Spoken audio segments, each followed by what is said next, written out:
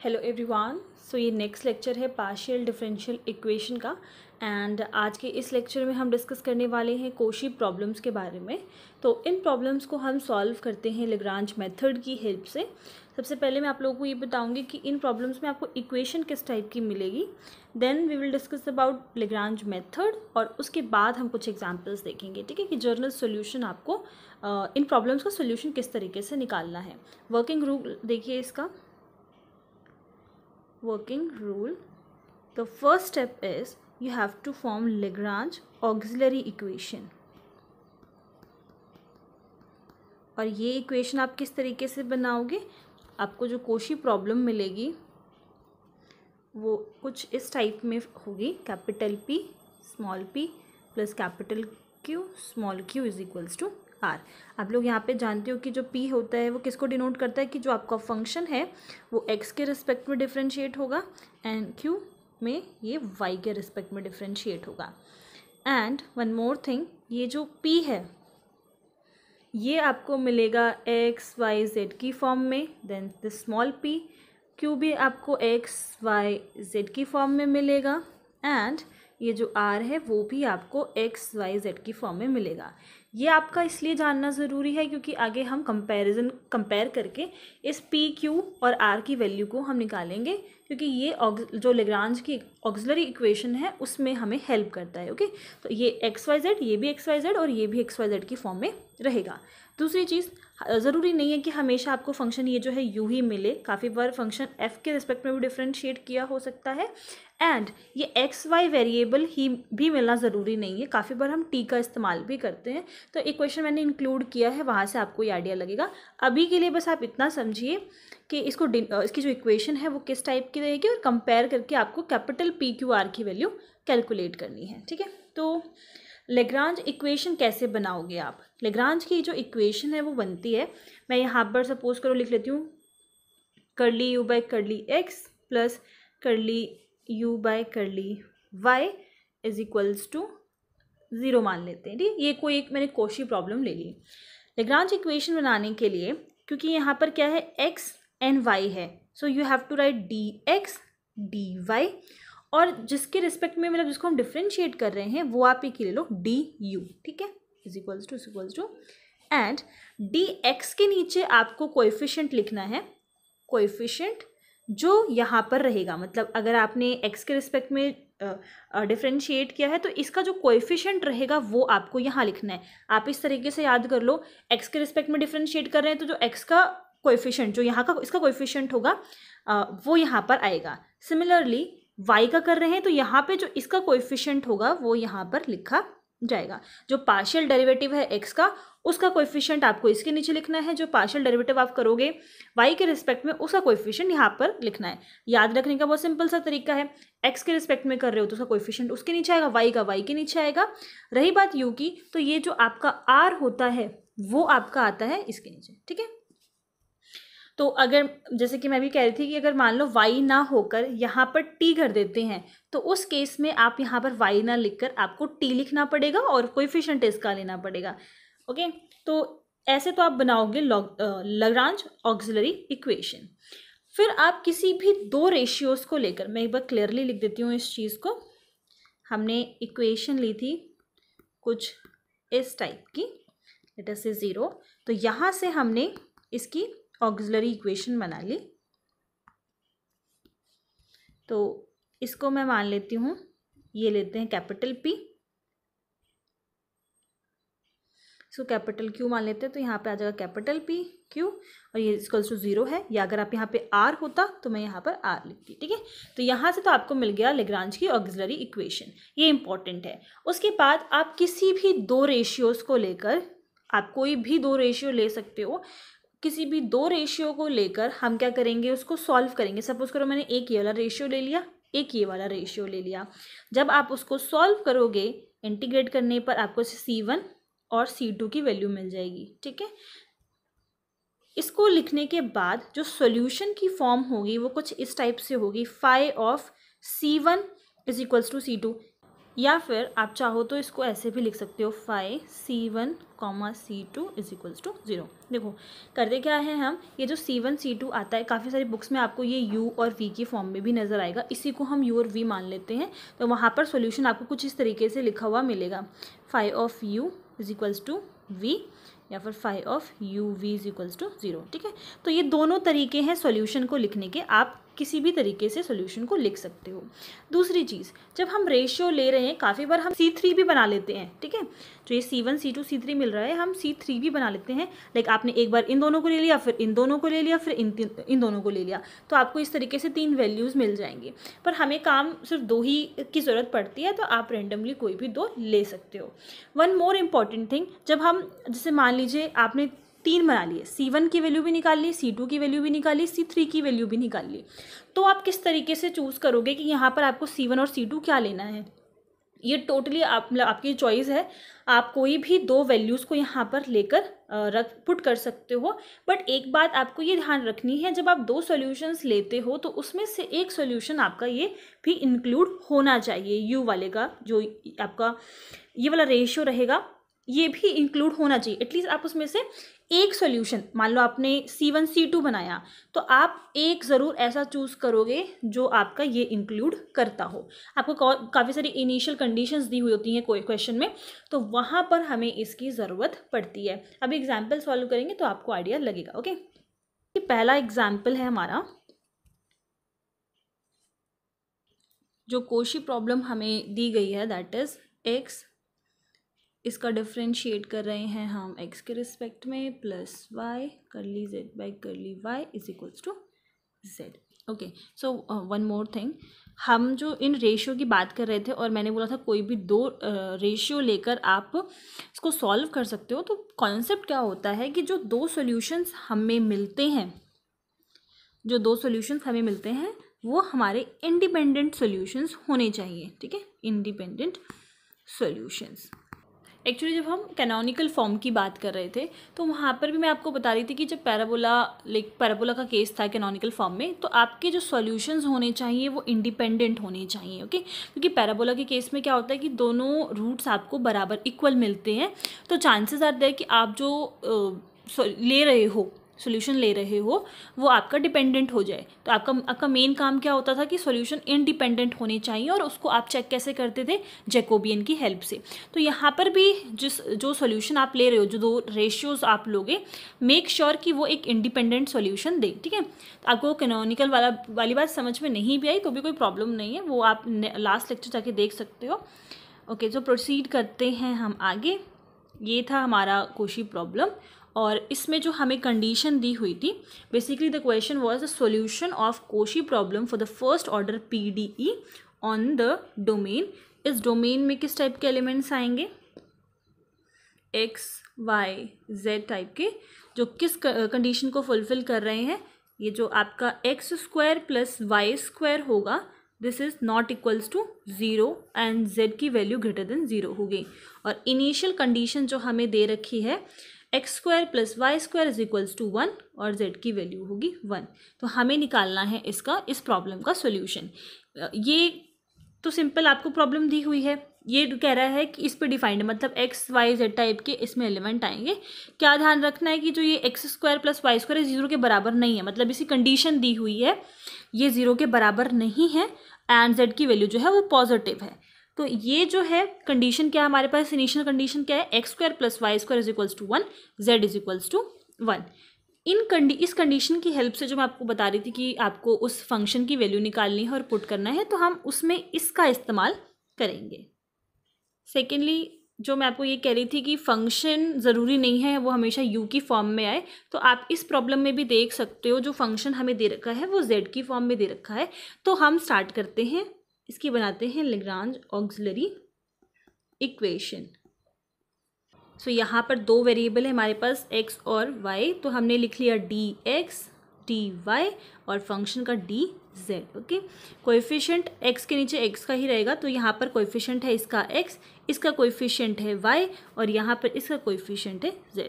ये हमारी बन गई लेग्रांज की ऑक्सिलरी इक्वेशन।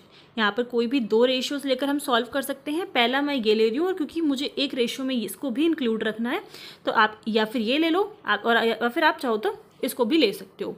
तो अगर आप इन दोनों को सॉल्व करो so you will get log x is equals to log y plus में आपका इंटीग्रल कांस्टेंट c1। सॉल्व कैसे करना है, इंटीग्रेट करोगे इसको तो ये आ जाएगा log x और ये हो जाएगा log y। log x minus log y is equals to log c1 and this will be log x by y is equals to log c1 और यहाँ से आपको मिल जाएगी एक कांस्टेंट की value x by y is equals to c1। आप इसको u भी मान सकते हो, ठीक है। दूसरा आप कैलकुलेट करोगे, अगर इसका इससे कैलकुलेट किया तो इसी तरीके से मान लो आप इन दोनों को कैलकुलेट कर रहे हो तो y और z हो जाएगा, तो this will be log y by z is equals to, मैं डायरेक्ट लिख रही हूँ c2 कॉन्स्टेंट, इंटीग्रल कॉन्स्टेंट मैंने c2 मान लिया। सॉल्व करोगे तो यहाँ से आपको मिल जाएगा y by z is equals to c2। आप अगर ये नहीं लेते, आप इन दोनों को सॉल्व करते हो तो बस वैल्यू जो है चेंज हो जाएगी, यहाँ पर आ जाएगा x by z is equals to c3। तो मैंने तीनों सॉल्व करके आपको बता दिए। सो जो तीन वैल्यूज़ हमें मिली, एक तो थी x by y is equals to c1, next was y by z is equals to c2 and last x by z is equals to c3। Solution मैंने आप लोगों को बताया कि किस फॉर्म में लिखना है। फाई एक कांस्टेंट आप यहाँ ले सकते हो, दूसरा कांस्टेंट आप यहाँ लोगे, तो ये होती है हमारी सॉल्यूशन की फॉर्म। आप इन तीनों में से कोई भी दो ले सकते हो सॉल्यूशंस, बट एक में आपका ये जो z वाला पार्ट है वो इंक्लूड होना ज़रूरी है, ठीक है। तो यहाँ पर हमने ले लिया y by z is equals to x by z। उसके बाद मैंने आप लोगों को बताया था कि ये सॉल्यूशन आपका निकल चुका है, बट हम इनिशियल कंडीशंस हमें दी हुई हैं, तो उसकी हेल्प से क्या करेंगे, हम इस फंक्शन की जो वैल्यू है उसको फाइंड करेंगे और इसमें वापस से पुट कर देंगे। तो जो कंडीशन हमें दी हुई थी that was x square plus y square equals to 1 और z की वैल्यू हमें 1 की 1 थी। तो जो कंडीशंस दी होती हैं हम उनमें क्या करते हैं कि पैरामीट्रिक फॉर्म में कन्वर्ट कर लेते हैं पहले। जैसे कि मैं यहाँ पर x को t मानकर चल रही हूँ, आप इस चीज़ को कैसे लिख सकते हो, y square is equals to 1 minus x square, क्योंकि x को मैंने t लेट किया है तो ये हो जाएगा। y की वैल्यू यहाँ से अगर हम कैलकुलेट करें तो दिस विल बी 1 माइनस का whole under root 1 minus t square. तो इसको अगर मैं फंक्शन की फॉर्म में लिखना चाहूँ तो ये कैसे हो जाएगा, phi of t is equals to 1 minus का टी स्क्वायर। मतलब आप ये इनपुट दे रहे हो तो फंक्शन क्या कर रहा है, ये फंक्शन जो है वो ये है, ठीक है। जैसे कि आप लिख रहे हो y is equals to 2x, तो आप इसको फंक्शन की फॉर्म में कैसे लिख सकते हो, 5x is equals to 2x, ठीक है। यहाँ पर क्या है, फंक्शन की तरह काम कर रहा है, तो इसको क्या कर लेना है, इस तरीके से कन्वर्ट कर लेना है। रीज़न बस यही है क्योंकि हमें सॉल्यूशन में इसकी वैल्यू चाहिए, तो फंक्शन में अब जब मैं t की जगह पर y बाई z रख दूंगी तो इसकी हेल्प से मुझे क्या मिल जाएगा, इसका आंसर मिल जाएगा, इसका सॉल्यूशन मिल जाएगा। तो this will be 1 minus y by z का ये हो जाएगा आपके पास होल स्क्वायर। ओके, तो z की वैल्यू क्या है, यहाँ पर 1 है। यहाँ से मुझे इसका सॉल्यूशन मिल गया तो मैं क्या कर सकती हूँ, इस वाली इक्वेशन में इसको पुट कर सकती हूँ। तो ये हमें मिल जाएगा whole under root 1 minus y square by z square and this is equals to x by z. ये हम अंडर रूट उस साइड शिफ्ट करेंगे तो ये आ जाएगा 1 minus y square by z square is equals to x square by z square. यहाँ से आप जेड स्क्वायर इसको उधर शिफ्ट कर सकते हो क्योंकि जो हमें सॉल्यूशन है वो जेड इज इक्वल्स टू की फॉर्म में मिलेगा and this will be 1 minus y square by z square is equals to x square. यहाँ से आपको मिल जाएगा z square minus y square is equals to x square and this is equals to z square x square plus y square. This imply z is equals to की form में हमें solution मिलेगा, तो ये हो जाएगा x square plus y square और हो जाएगा हाफ। ये इसका आंसर हो गया। नेक्स्ट क्वेश्चन है curly u by curly x plus 2 curly u by curly y is equals to 0 और जो हमें कंडीशन दी हुई है that is u 0 y is equals to 4 times e to the power minus 2 y और हमें value calculate करनी है 1 1 पे। सो जो इसकी लैग्रांज ऑक्सिलरी इक्वेशन होगी that will B dx, coefficient क्या है 1, dy कोएफिशिएंट क्या है 2 और इसका बन जाएगा du, यहाँ पर r की वैल्यू है 0। तो यहाँ से हम कोई भी दो रेशियोज़ लेकर इसका सॉल्यूशन मतलब u और v की वैल्यू निकालेंगे। तो अगर हम इन दोनों को लेते हैं तो ये हो जाएगा आपका 2dx is equals to dy। On integrating you will get -y is equals to c1। तो एक तो ये हो गया। और अगर मैं इसका यूज़ करूँ, इसके साथ कोई भी आप दूसरा रेशियो लोगे तो दूसरा जो आपको मिलेगा that will be u is equals to c2। Okay, और सोल्यूशन आप कैसे लिखते हो, फाई यहाँ पर आ जाएगा 2x minus y is equals to u. अब जो कंडीशन है हमारे पास, कंडीशन में है कि this is equals to 0 y पे वैल्यू देता है u 4e⁻²y।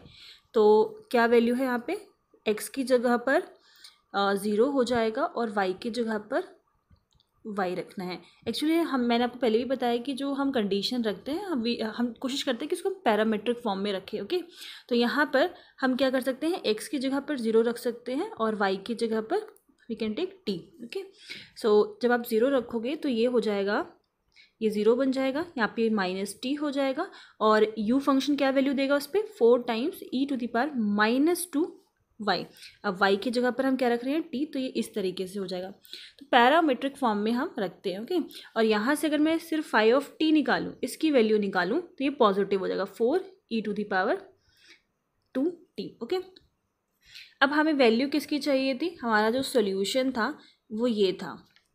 ओके, और मुझे यहाँ से वैल्यू कैलकुलेट करनी है phi of 2x minus Y की। तो मैं t की जगह पर क्या रखूँगी, 2x minus y. So 2x minus y is equals to 4 times e⁻² 2x minus y. Okay, तो ये आप जब सॉल्व करोगे you will gate 4e⁻4x minus 2y।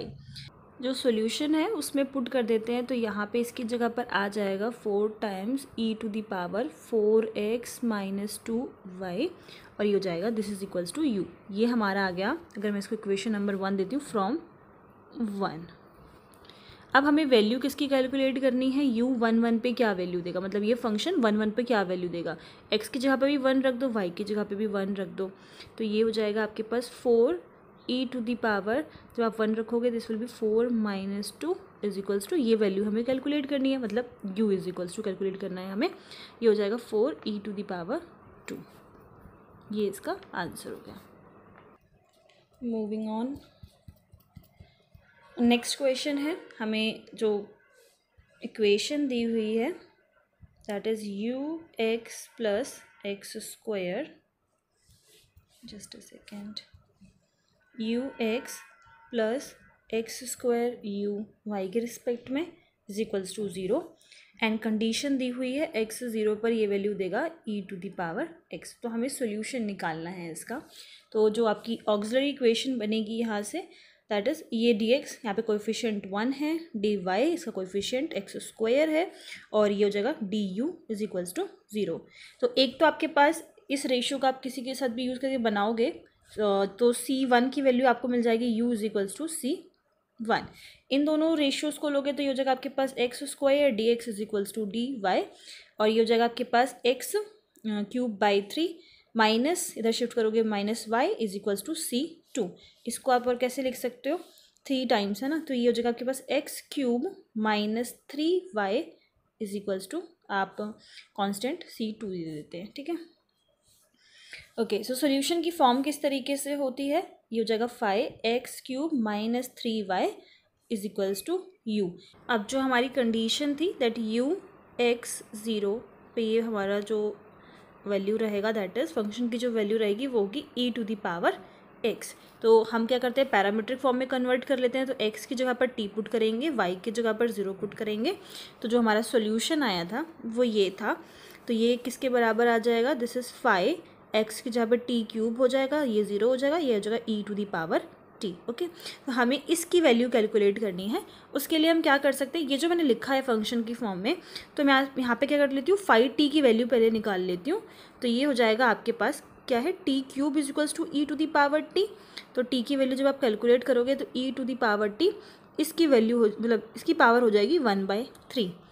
तो यहाँ से इस फंक्शन को हम कैसे लिख सकते हैं, और phi of t is equals to e⁻t to the whole power 1/3। Okay, and अब हमें सोल्यूशन में वैल्यू किसकी चाहिए, एक्स क्यूब माइनस 3y। तो यहाँ से कैलकुलेट कर लेते हैं, x cube minus 3y is equals to, जहाँ पर भी t है वहाँ पर आ जाएगा x cube minus 3y to the whole power 1/3।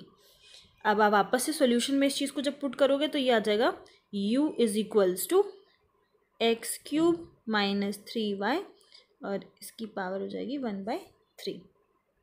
ये आपका आंसर आ गया, आई मीन सॉल्यूशन।